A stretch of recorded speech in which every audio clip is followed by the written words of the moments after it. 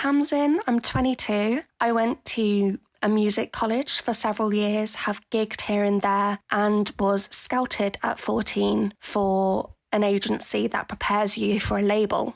I'm also autistic.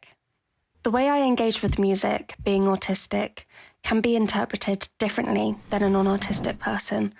I have moments where I'm open to exploring new artists and genres and updating myself with what's new and popular, but for the most part I stick to my comfort music and keep to the playlists I make. Music is a sensory experience, and autistic people generally have sensory issues or processing disorders. When I find a good sound, music can be the most freeing sensory experience. Music provides the perfect excuse and distraction to let go when I've been keeping it together for such a long time, which unfortunately is a strong social pressure to upkeep. When I find a good sound, it's all-consuming, and that song or that genre has the potential to be healing, allowing me to self-soothe and stim as easily as, like breathing.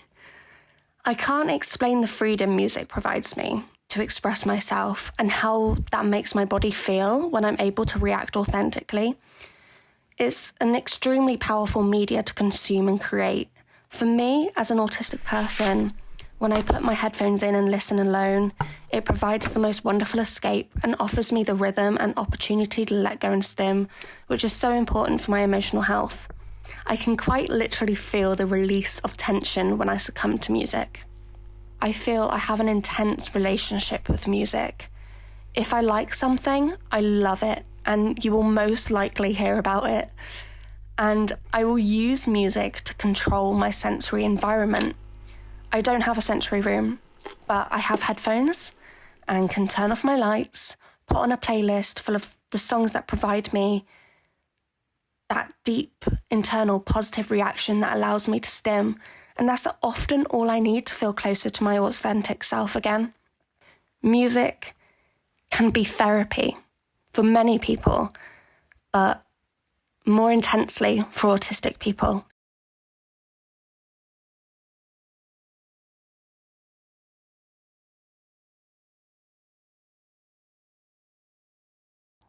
My name is Beth. I am 25 years old and I live with autism. I'm not much a competitive person, really. There's elements of my life where I can be. Most of the time, though, I prefer to play video games for the experience of having a good time. I don't really care about winning or losing. I'm literally like the embodiment of that, like, it doesn't matter if you win or lose, it's how you play the game. I remember when my dad first got a PlayStation 1, and I kind of used to like sit with him and my brother while they were playing Crash Bandicoot or like Spyro or something. And we'd kind of just play games and like chat. We must have just looked like three autistics just sat in a room, like not looking at each other, but having like an in-depth conversation. Like when you're kind of playing games, I think, and you're doing something that's like very methodical and very like, you know, up, down, left, right. I think it's a nice conduit for conversation. I never really like to play single player story-led games that much if I was playing alone, because I like the idea of sharing that experience with someone and chatting with them about it. And it's a way of like, I think, bonding with people without having to do the other social stuff. You don't really have to ask people how they are or know how to react if they aren't, if you're playing a game and following like that structured story. You can kind of just, it's almost like you can just shut a conversation down quickly because you're like, oh, the killer's here, I've got to like focus.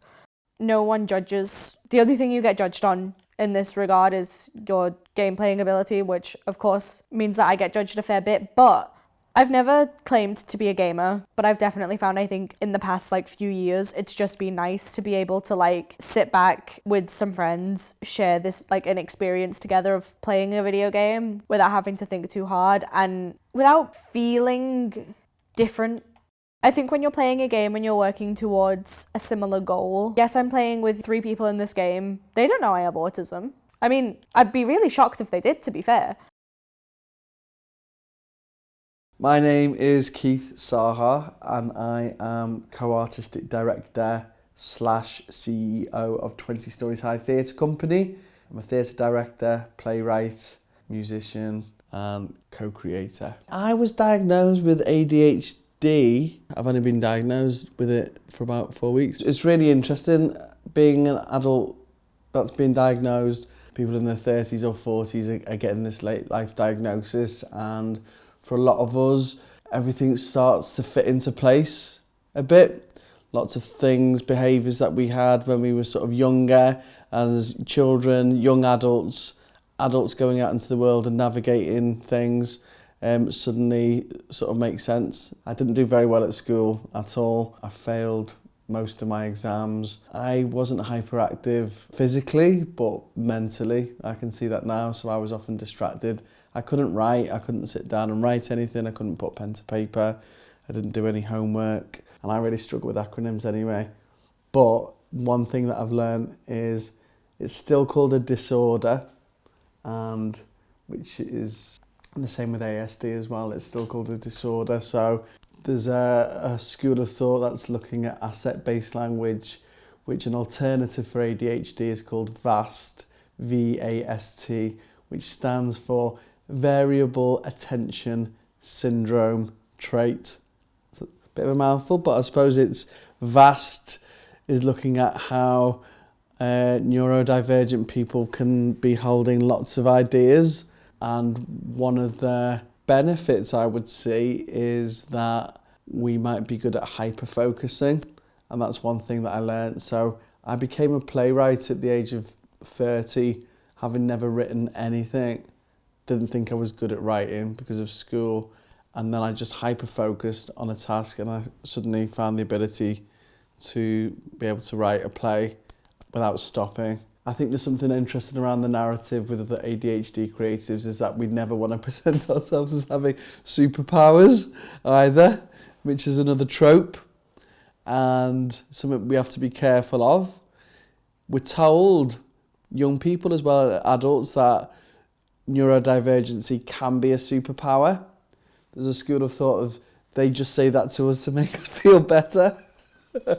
As well, so we're sitting in this space thinking we've got loads of challenges, but we've also got these superpowers. But actually, there's loads of brilliant creative people that haven't got ADHD. So it's a nice story that we can tell ourselves sometimes, that because of our different traits around being attentive or inattentive, or our imaginations go to certain places, that we can do different things. But I suppose the jury's still out on that.